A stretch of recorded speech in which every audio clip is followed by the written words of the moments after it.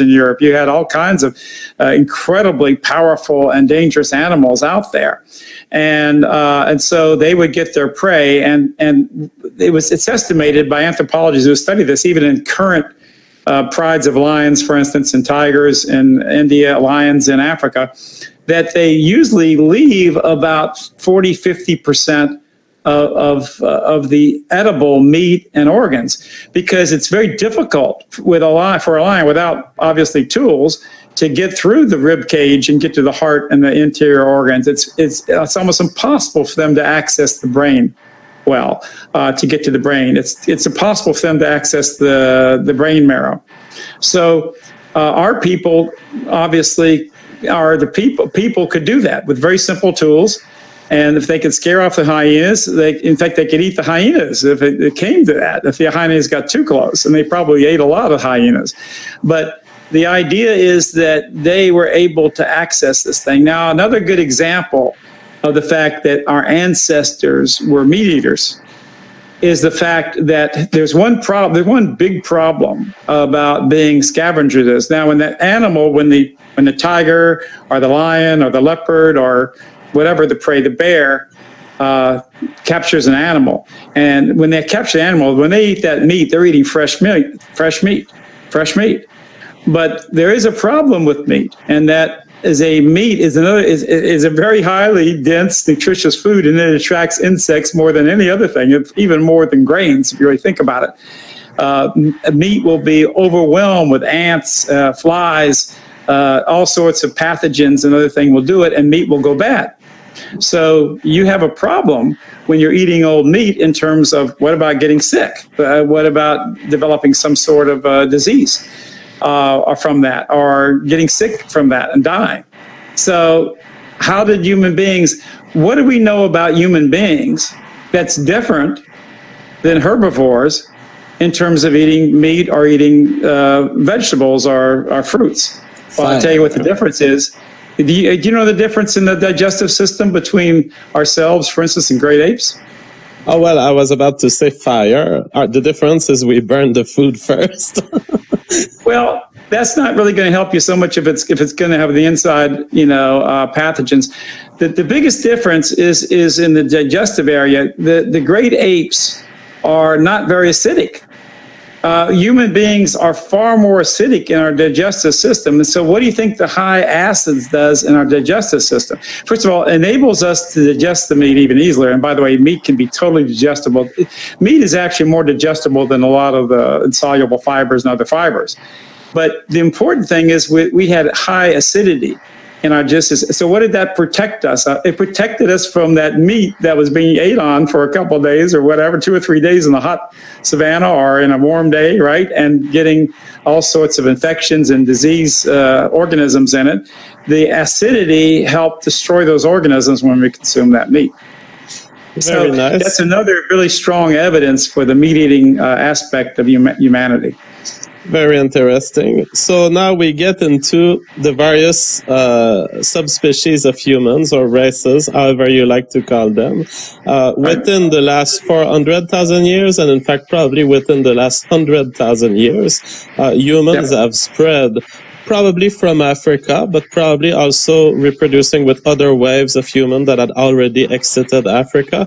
But we tend to think that somewhere around Africa, they then spread across the world to all of the places that we know today on the world. There's almost no places that are not populated by humans at this point.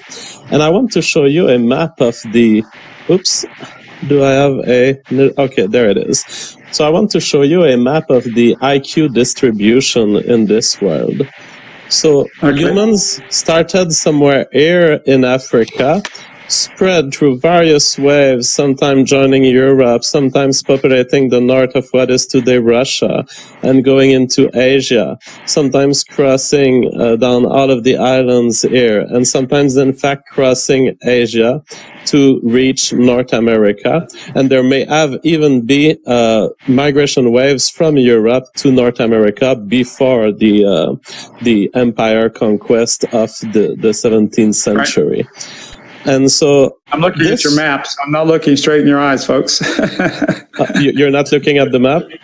I'm looking at the map, so okay. I'm not looking in their eyes when I'm looking at the map. No problem. They don't see you while the map is on. So one of the things I retain from this map is intelligence has developed the closer people got to cold climates. So there's clearly a relation between being close to the equator and being having a smaller IQ, and being more in northern regions and having a higher IQ. But I also note that there is some sort of a distance relation. It's as if the further we succeeded at spreading, there was more cognitive demands, there were more new environments to be faced, and the only thing that could help us face these environments, in the absence of having a genetic line that were able to address necessarily these new environments, it's possible that cognition was the best thing to have, to find new solutions to problems that our genes hadn't faced. Okay. Well, can we look at the map again, and I can make some comments? Absolutely. Because this is the first time I've seen this particular map, but I've seen the IQ distributions around the world, and I've really made some deep studies of this and this demographic issue. And can we zoom in on that map a little bit of the world to make just the colored map show the biggest and put it in the screen in the middle? Is that possible? Maybe I can select. It seems Let's like see what you can do. There you go. There it is. All right. Now, there's a lot of things that I want to tell you that stand out for me in the map. Of course, you see the very lowest IQ distributions. We could talk about that another time. We can also talk about why that is. But basically, sub-Saharan Africa. And remember that North Saharan, above the Sahara or in the Sahara up to the Mediterranean, all those areas, all the way that whole band, even all the way to India, were a tremendous percentage of Caucasians. In fact, in the earlier periods, many of those were Caucasians as well. And you notice the IQ distribution is almost right between the sub-Saharans, right, and the Europeans. Another thing that you can note is when you look at, for instance, Europe and North America and Russia to a degree, right, and Mongolia, and you can look at China. China is showing, the highest IQ, very slightly more than Europe and America. But you have to think about a couple things in terms of China as compared to, say, Russia and Europe and North America, and say even Argentina or Australia. And what is the big difference there? China is almost all Chinese. China has now almost 1.5 billion Chinese, and they have less than maybe 5% that are not Chinese. When you're looking at even Russia today, Russia has huge populations of non-Russians and non-Europeans. The same thing is true about, even unfortunately European countries. It's true about Canada, and it's certainly true about the United States of America, and it's true to a great deal about Argentina. And it's becoming more and more true about Australia, but it looks like Australia is ahead of Argentina today. But, just look at those figures. So, and I'm not saying that Chinese are intelligent people. I really have a lot of admiration for the Chinese and the Japanese people. They're very intelligent people. But if they're 105, according to this chart, but they're all Chinese, and then they're showing the rest of Europe and Asia, in terms of Russia and America and these other countries, right? Well, they're showing these countries, we are now a lot more than 5%. America right now is about 40% non-European. Canada is approaching that. Europe is lower than that, but it's still, doing well. But Europe is doing a little better than we are in some places. And Russia has huge non-white populations. So this is a refutation, the idea that somehow the Chinese are superior. I think they're smart people. I think they're great people. And they have a lot of characteristics. I also like to say this in defense of European people. The Chinese do have a very high average IQ, and there's a lot of geniuses in China. But the reason why there's so many geniuses in China, and there are more geniuses right now in China than parts of Europe, is because there's so many more Chinese. The Chinese average IQ is maybe a slight bit higher or maybe the same. If you look at that map and you consider the population demographics of the world, They look about the same as we are. We might be above them. I don't know. But if you look at that map, just think about that idea. They're saying that we're 100 and they're 105, right? Well, think about the fact that most white nations have a high percentage of non-whites in them. And if non-whites have lower IQ, that's going to affect that difference, isn't it? So these charts are really interesting when you actually just examine the fundamentals of those charts, right? But we also know that the Chinese are a very high IQ population, but the dimorphism in Chinese IQ is far less than white populations. There's been many studies of this. White people, Europeans, it's in many ways, this is one of the reasons why we've got great problems and we've got great achievements. We really have the biggest variety of IQ within our people of any people. We've got more of the highest intelligent people in the range percentage-wise than any other people on the planet. And we've also got more of the stupidest people. I mean, percentage-wise, in terms of in relation with the bell curve, in terms, the Chinese, one reason why China tends to be so stable and so organized and kind of so unified, in my opinion, is that they have a fairly high average IQ that is the building block of a stable society.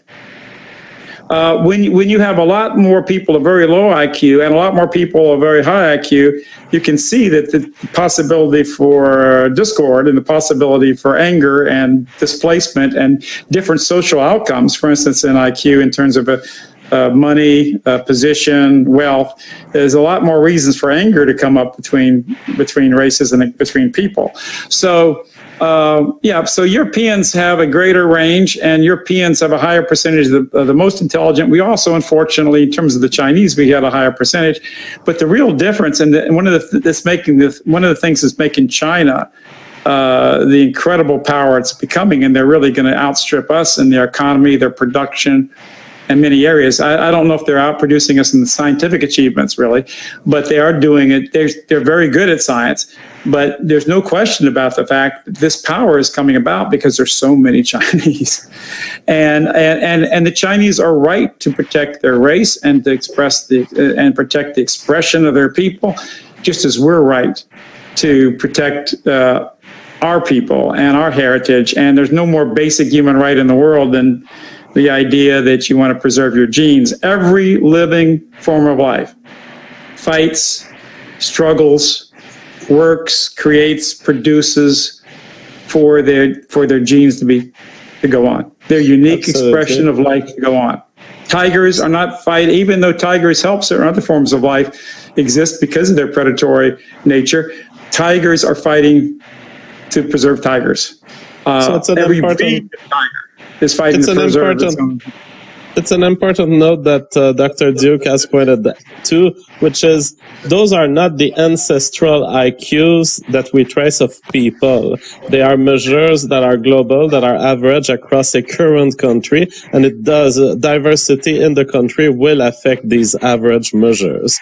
However, the general trend, which remains true if we talk of ancestral levels of making these IQ measures based on ethnicity, it remains the general observation that in Africa, the IQ is very low. In the Middle Eastern area and in South America, the IQ is more average. And in both European countries and Asian countries, the IQ tends to be very high. And this was illustrated in a table from Lynn. There is a correlation between the winter temperature and the summer temperature. Essentially, the more you get into people that have lived in colder climate, the higher the IQ and the bigger the brain size also. And this kind of chart and the correlation that's described in it leads to the theory of cold winter as a cause of the evolution of human intelligence, and specifically differences in human intelligence across the races. So what are your views on this hypothesis?